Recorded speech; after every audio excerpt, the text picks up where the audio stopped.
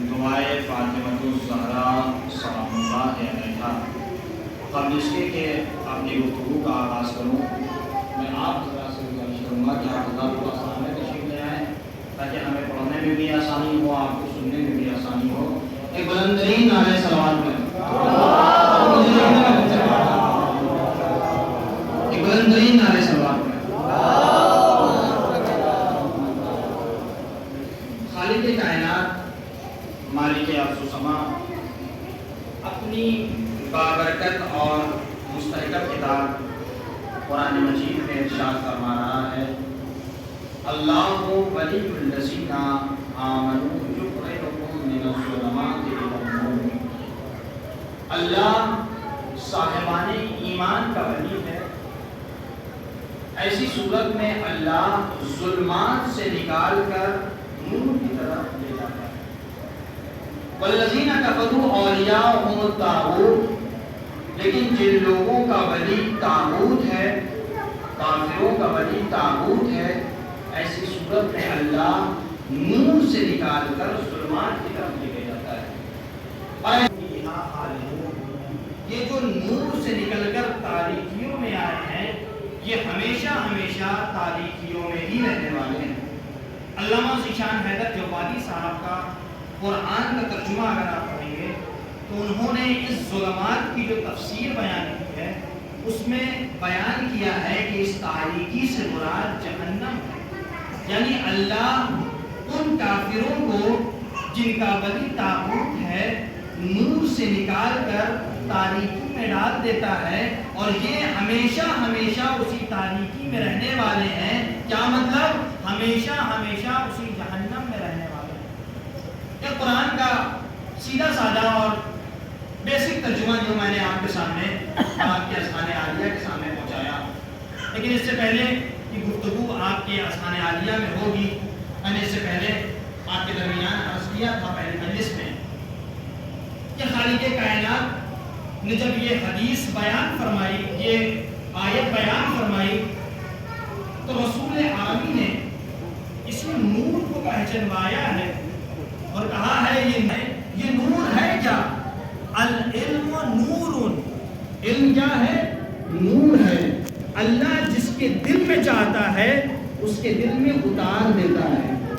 اور عزیزان گرامی، میں نے گفتگو کو بیان کرتے ہوئے عرض کیا تھا کہ یہ علم بہت بڑی دولت کا نام ہے، بہت بڑے سرمایے کا نام ہے۔ آپ کسی بھی جگہ ہو، آپ اس علم کو حاصل کرتے رہیے۔ رسول عربی نے یہی ہمیں سبق دیا، طلب العلم فریضۃ علی کل مسلم و مسلمہ۔ علم کا حاصل کرنا ہر مسلمان مرد اور عورت پر واجب ہے۔ پوچھنے والے نے پوچھا کہ اس علم کو کہاں سے کہاں تک حاصل کریں؟ فرمایا من المہد الی اللحد، گہوارے سے لے کر قبر تک۔ کہا اگر علم میں دشواریاں آئیں تو کیا کریں؟ کہا جتنی بھی دشواریاں آئیں اس علم کو حاصل کرتے چلے جاؤ، چاہے اس علم کو سیکھنے کے لیے چین ہی کا سفر کیوں نہ کرنا پڑے، لیکن تمہیں اس علم کو حاصل کرتے رہنا ہے۔ عزیزان ایمان، میں نے عرض کیا تھا کہ مولا کائنات نے کمیل ابن زیاد کا ہاتھ پکڑ کر قبرستان کی طرف لے گئے تھے اور ایک جملہ کہا تھا، اے کمیل یہ جانو کہ علم بہتر ہے یا مال؟ میں نے عرض کیا تھا کہ علم بہتر ہے۔ جب پوچھنے والے نے پوچھا مولا یہ بتائیے علم افضل ہے یا مال، مولا نے یہی جملہ کہا تھا، علم افضل ہے مال افضل نہیں ہے۔ کہا کیوں؟ کہا اس لیے کہ مال خرچ کرنے سے کم ہوتا ہے، علم خرچ کرنے سے بڑھتا چلا جاتا ہے۔ دوسرے سائل نے یہی سوال کیا، مولا یہ بتائیے علم افضل ہے یا مال؟ مولا نے بے ضابطہ یہی جملہ کہا، علم افضل ہے۔ کیوں؟ اس لیے کہ مال کی تم حفاظت کرتے ہو، علم تمہاری حفاظت کرتا ہے۔ تیسرا آدمی اٹھ کھڑا ہوا، اس نے بے ساختہ یہی جملہ کہا، مولا یہ بتائیے علم افضل ہے یا مال؟ مولا نے بے ساختہ یہی جملہ کہا، علم افضل ہے، علم افضل ہے، اس لیے کہ مال چوری کیا جا سکتا ہے، علم چوری نہیں کیا جا سکتا۔ ایک صلوات پر محمد وعلی محمد۔ کل کی گفتگو اگر آپ کے اذہان عالیہ تک آ گئی تو ہماری آج کی گفتگو سے آپ متصل ہو جائیے گا۔ عزیزان ایمان، ہماری گفتگو نوجوانوں کے لیے لیے ہیں، بزرگ مجھ سے بہتر جانتے ہیں، اور یہ بزرگ ہستیاں وہ بزرگ ہستیاں ہیں جو اپنے زمانے کے خطبہ و ذاکرین کو داد دے چکے ہیں۔ ہم آپ کے درمیان اور آپ کے ہمسن و کمسن لوگوں کے لیے گفتگو کر رہا ہوں۔ اس علم کی دولت کو ہمیشہ اپنے ہاتھوں سے پکڑے رہیے گا۔ اگر یہ علم آپ کے پاس ہوگا تو آپ ہر چیز کو سمجھتے چلے جائیے گا، کون سی چیز حلال ہے، کون سی چیز حرام ہے، کون سی چیز حق ہے، کون سی چیز باطل ہے، کون اپنا ہے، کون پرایا ہے۔ آپ اسی علم کے ذریعے سے یہ ساری چیزوں کی معرفت کرتے چلے جائیے گا، ساری چیزوں کی شناخت حاصل کرتے چلے جائیے گا۔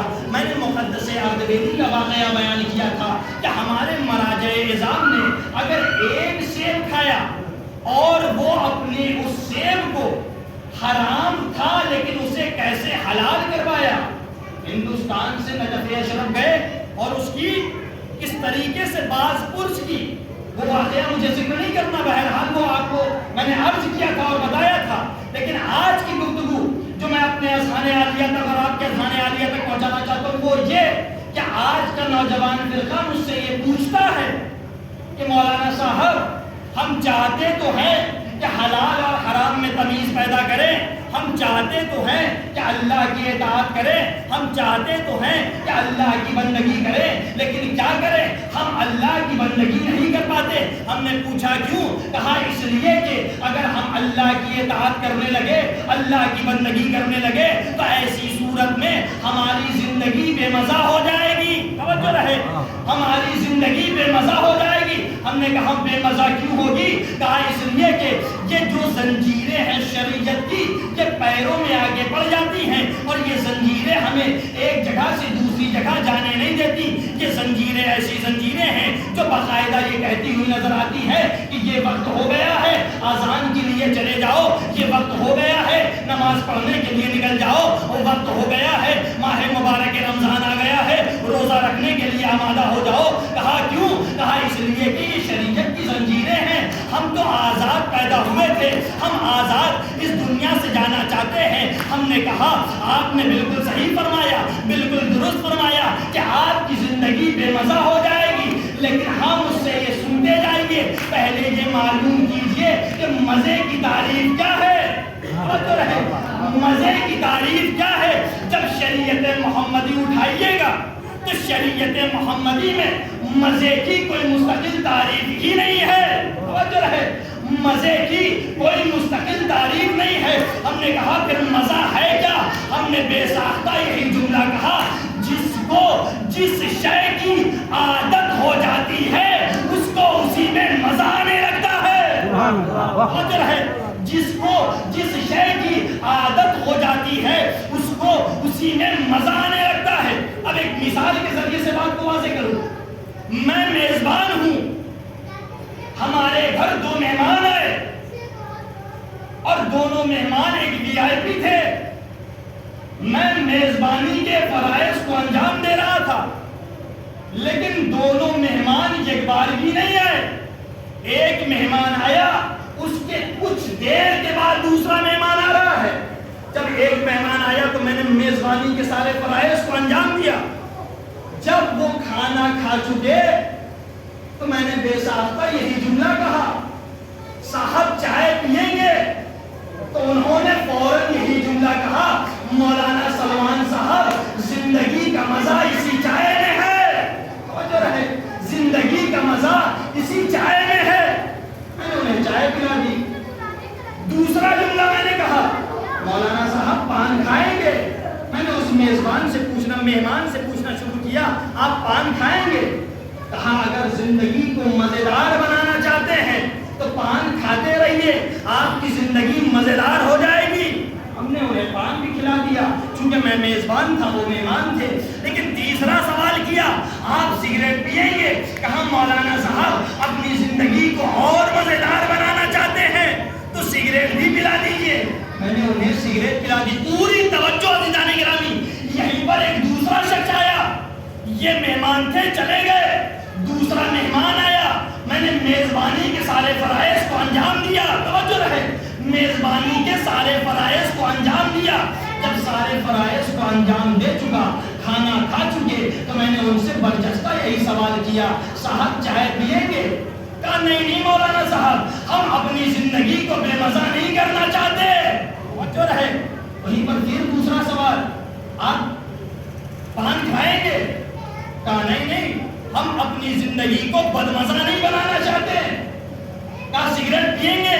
کہا بالکل نہیں، ہماری زندگی بدمزہ ہو جائے گی۔ توجہ رہے، ایک صاحب وہ ہے جو چائے پی کر مزے میں ہے، ایک صاحب وہ ہے جو چائے نہ پی کر مزے میں ہے، ایک صاحب وہ ہے جو پان کھا کر مزے میں ہے، ایک صاحب وہ ہے جو پان نہ کھا کر مزے میں ہے، ایک صاحب وہ ہے جو سگریٹ پی کر مزے میں ہے، ایک صاحب وہ ہے جو سگریٹ نہ پی کر مزے میں ہے۔ سمجھ میں آیا، مزے کی کوئی مستقل تعریف نہیں ہے، بلکہ مزہ نام ہے عادت کا۔ جس شے کی عادت ہو جاتی ہے اس کو اسی میں مزہ آنے لگتا ہے۔ میں والدین کو مخاطب کر کر یہی جملہ عرض کر دینا ضروری سمجھتا ہوں کہ آپ اپنے بچوں کی تربیت بچپن سے ایسی کر لیجئے کہ اسے جوانی میں اطاعت الہی کرنے میں مزہ آئے۔ ایک صلوات اور محمد صلی علی محمد وآلہ۔ کے پہنچنے کے بعد وہ باغڈور آپ کے ہاتھوں سے نکل جائے گی اور آپ مولانا صاحب کے پاس یا دوسرے لوگوں کے پاس جو مجھ سے بزرگ ہیں یہ کہتے ہوئے نظر آئیں گے، مولانا صاحب کیا کریں، میرا بچہ بگڑ گیا۔ نہیں، آپ نے تربیت نہیں کی بچپن سے۔ اگر آپ نے بچپن سے تربیت کی ہوتی تو یہ بچہ آج مسجدوں میں نظر آتا، چوراہوں میں نظر نہ آتا۔ لیکن دوسرا سوال کہ ہمارے نوجوان فرقہ کہ مولانا صاحب ہماری زندگی بدمزہ ہو جائے گی۔ ہم نے کہا بالکل صحیح فرما رہے ہیں۔ اگر آپ اپنی زندگی کو اتنے ہی شوق سے جینا چاہتے ہیں تو یہ لیجئے بائک اور یہ لیجئے چابی، بارہ بنکی کی سڑکوں پر، لکھنؤ جیسی سڑکوں پر اس بائک کو چلا کر دکھا دیجئے۔ مولانا صاحب میں کرنا ہی یہی چاہتا ہوں، آپ بائک لیجئے، میں روڈوں پر نظر آؤں گا۔ ہم نے کہا یہ بھی ہمارا دعویٰ رہا، توجہ رہے، یہ بھی ہمارا دعویٰ رہا۔ یہ چابی لیجئے اور یہ بائک لیجئے، بارہ بنکی کی سڑکوں پر اور لکھنؤ جیسی سڑکوں پر اسے چلا کر دکھا دیجئے۔ اب صاحب انہوں نے بائک کی چابی لی اور بائک لیا، بارہ بنکی کی سڑکوں پر اور لکھنؤ کی سڑکوں پر زوردار بائک چلانے لگے، توجہ رہے، زوردار بائک چلانے لگے۔ لیکن جیسے ہی ریڈ لائٹ جلی، زور کا بریک لگایا۔ ہم نے کہا ہوا کیا؟ آپ تو آزاد پیدا ہوئے تھے، توجہ ہے، آپ تو آزاد پیدا ہوئے تھے، یہ رک کیوں گئے؟ کہا مولانا صاحب حکومت کا قانون ہے کہ جب بھی ریڈ لائٹ چلے ہم رک جائیں۔ ہم نے کہا عجیب تماشا ہے، تمہیں حکومت کا قانون نظر آتا، شریعت کا قانون نظر نہیں آتا۔ تمہیں حکومت کا قانون نظر آتا ہے، شریعت کا قانون نظر نہیں آتا۔ اما شریعت میں اسی ریڈ لائٹ کا نام ہے حرام، اسی گرین لائٹ کا نام ہے حلال۔ جیسے ہی تم حلال اور حرام کی پٹریوں پہ چلتے ہوئے نظر آؤ گے، حلال پہ چلتے ہوئے نظر آؤ گے، حرام سے اجتناب کرتے ہوئے نظر آؤ گے، اللہ تمہارے لیے جہنم کے دروازے کو بند کر دے گا، جنت کے دروازے کو کھول دے گا۔ ایک صلوات محمد۔ ہماری تربیت ایسی ہونی چاہیے، ہم اپنے آپ کو یہ سمجھیں کہ ہم اس دنیا میں خلق کیے گئے ہیں تو ہمارا مقصد کیا ہے، ہم کس لیے پیدا کیے گئے ہیں۔ خدا بند عالم نے ایک ایک حکم کو بیان فرمایا، ہماری ذمہ داری ہے کہ ہم اس ایک ایک حکم کی تعمیل کرتے ہوئے نظر آئیں۔ حلال ہے تو اسے انجام دیتے ہوئے نظر آئے، حرام ہے تو اس سے بچتے ہوئے نظر آئے۔ اب چاہے یہ حرام کسی بھی زمرے میں ہو، چاہے وہ گناہوں کے زمرے میں ہو، آپ کو اجتناب کرنا ہوگا۔ مولا کائنات نے اپنی وصیت میں کیا فرمایا تھا؟ وَلَا يَخَافَنَّ إِلَّا ذَنبًا۔ تم دنیا میں زندگی گزارو، بے شک زندگی گزارو، لیکن ہاں ایک چیز یاد رکھنا، اس دنیا میں کسی سے ڈرنے کی ضرورت نہیں ہے سوائے اپنے گناہوں کے. اگر تم اپنے گناہوں سے ڈرتے رہو گے تو اللہ سے سب سے زیادہ قریب ہوتے ہوئے نظر آؤ گے. مولا کائنات نے نہج البلاغہ میں ارشاد فرمایا تم خلوت میں گناہ کرنے سے ڈرو. کہا کیوں؟ کہا اس لیے کہ اللہ شاہد ہے، کوئی دیکھے یا نہ دیکھے اللہ دیکھ رہا ہے. آیت اللہ دستغیب شیرازی اپنی کتاب قلب سلیم میں 3 مراقبے کو نقل کرتے ہیں اور بیان فرماتے ہیں کہ جب بھی کوئی گناہ کرو تو یہ ذہن میں رہنا چاہیے کوئی دیکھے یا نہ دیکھے اللہ دیکھ رہا ہے. انہوں نے سب سے پہلا مراقبہ نقل کیا. ایک استاد ہے، چند شاگرد ہیں. آپ نے اکثر چھوٹی دینیات کتابوں میں یہ واقعہ پڑھا. ایک استاد ہے، ایک شاگرد ہے، چند شاگرد ہیں. جب استاد نے اپنے شاگردوں کو آزمانا چاہا تو کیا کہا؟ یہ چھری لو اور یہ مرغی لو، تم اس مرغی کو ایسی جگہ ذبح کرنا جہاں کوئی دیکھنے نہ پائے. سارے کے سارے شاگرد نکلے اور سب اپنی اپنی ایسی ایسی جگہ تلاش کرنے لگے جہاں کوئی دیکھ نہ رہا ہو. کسی نے غسل خانے میں اس مرغی کو ذبح کیا، کسی نے ایسی جگہ کمرے میں بند کر کے مرغی کو ذبح کیا. سب لوگوں نے الگ الگ جگہ پہ مرغی کو ذبح کرتے چلے گئے، لیکن ایک طالب علم، ایک اسٹوڈنٹ، ایک شاگرد ایسا تھا جس نے مرغی کو ذبح ہی نہیں کیا. سارے کے سارے شاگرد استاد کے پاس پہنچے. استاد نے یہی سوال کیا تم نے مرغی کو کہاں ذبح کیا؟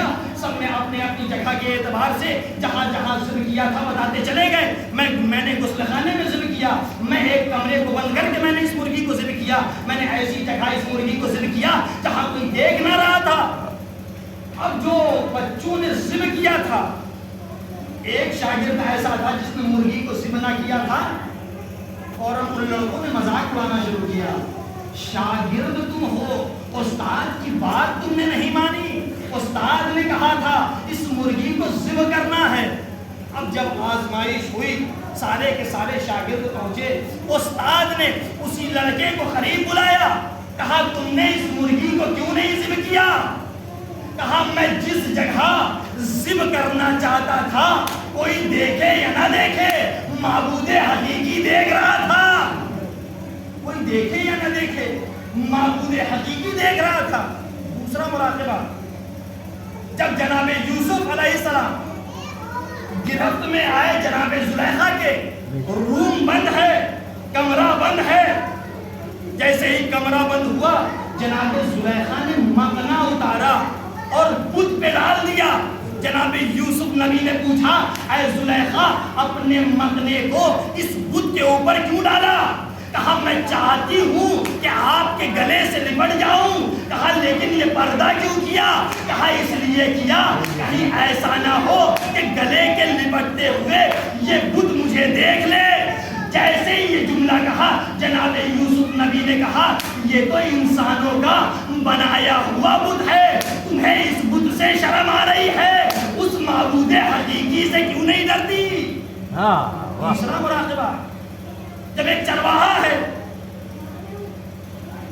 چرواہا جب اپنی بھیڑیوں کو چرا رہا تھا تو ایک صحابہ ملاقات ہوئی. کہا چند تمہارے پاس جانور ہے، ایک جانور مجھے دے دو اور اس کا میں پیسہ بھی دوں گا، لیکن مالک کو نہ بتانا.